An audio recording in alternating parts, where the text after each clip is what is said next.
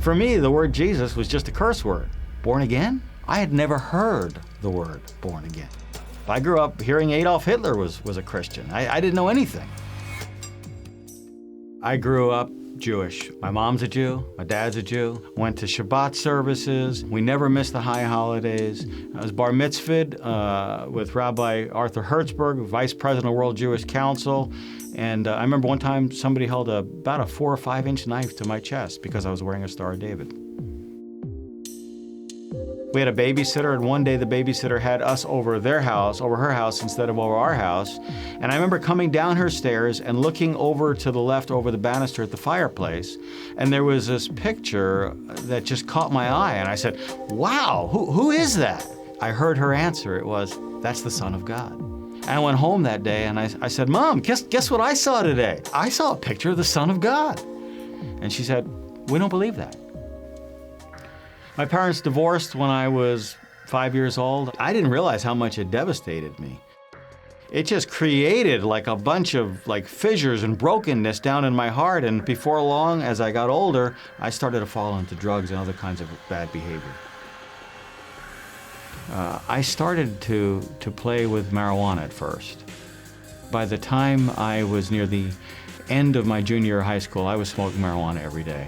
And by my freshman year, I started to play with cocaine. I can remember more than once going through paralysis as I went through withdrawal. I mean, my life had just bottomed out. Greg, why don't you join the Air Force? It'll make a man out of you. And there was this pilot who would come out to my post. I'd be guarding his plane, and he would bring me a cold drink, and he would ask me questions about Judaism. I found his questions to be honoring about my background. And one day he said to me, would you like to go to church with me? And I said, well, yes, sir. But I was only being polite to him. I didn't really want to go. But one Sunday night, he came by my room in the barracks, and he says, well, you ready to go? We got there a few minutes late. We're seated way up in the balcony in the back, and this woman who's old enough to be my mother comes up to me and she hugs me. What is going on here? It was like my eyes opened somehow, and I could see this woman loved me. Whatever it is these people have, I can see it's real. And I can see they're getting it from that Bible, and I will read that book, and I will change my life to fit it, and I won't explain it away. And I start reading the New Testament, starting with Matthew. When I read this, I thought, this Jesus is Jewish. He's not Christian. What's Christian? He's Jewish. This is a Jewish book about a Jewish man. I just knew that my life had started over.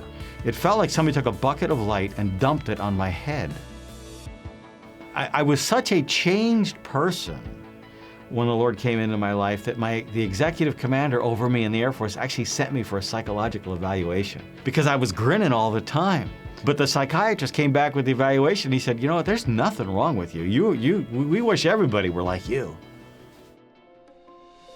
My family, they were not happy about this. I actually think that they would have preferred that I just stayed a drug addict. I was always proud of my Jewish heritage. I loved it. But I also found that it didn't have any power to keep me from falling into, frankly, drugs and other kinds of illicit behavior. They would prefer that I stay a drug addict than believe in Jesus. Jesus had set me free. One of the happiest moments of my life was when my mom was 82 years old and she accepted the Lord.